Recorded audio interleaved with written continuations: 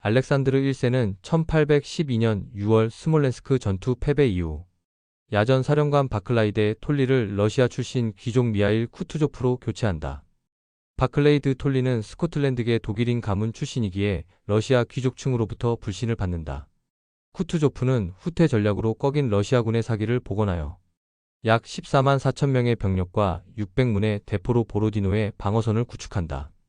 보로디노는 모스크바에서 서쪽으로 약 110km 떨어진 전략적 요충지이다. 러시아군은 모스크바 강 우측에서 시작해 지류인 콜로차 강을 따라 우티차 마을까지 활 모양으로 약 8km 길이의 방어선에 배치된다.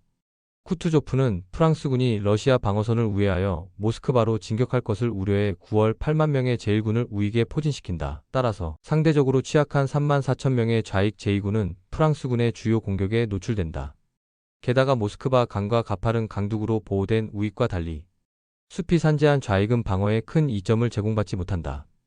전투 전날 프랑스군이 셰보르디노 언덕을 점령하면서 러시아 좌익의 방어선이 흔들리지만 쿠투조프는 병력의 배치를 조정하지 않는다.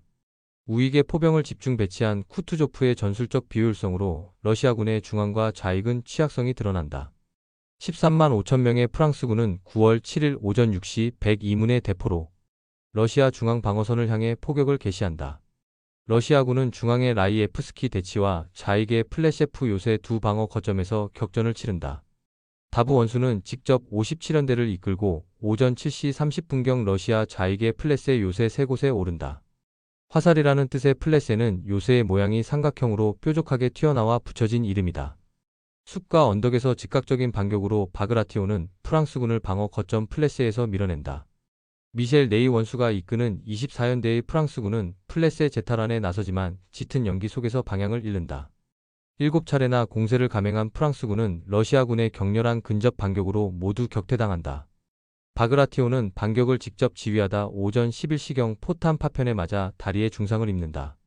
우익의 바클라이드 톨리가 보낸 지원군이 도착하지만 프랑스군의 거센 포격에 러시아군 좌익의 방어선이 무너진다. 프랑스군 프리앙 사단은 오전 11시 30분경 러시아 전진 방어선을 뚫는다. 하지만 전장의 먼지와 연기로 프랑스군 지휘부는 혼란에 빠진 러시아군이 반격할 준비가 되어 있지 않다는 사실을 파악하지 못한다.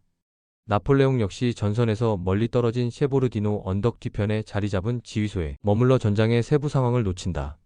프랑스군의 대규모 공세에 지칠 대로 지친 쿠투조프는 오후 3시경 전장에서 병력을 급히 후퇴시킨다. 러시아군의 후방인 모즈하이스크로 가는 길이 열리자 참모진은 이 사실을 나폴레옹에게 알린다.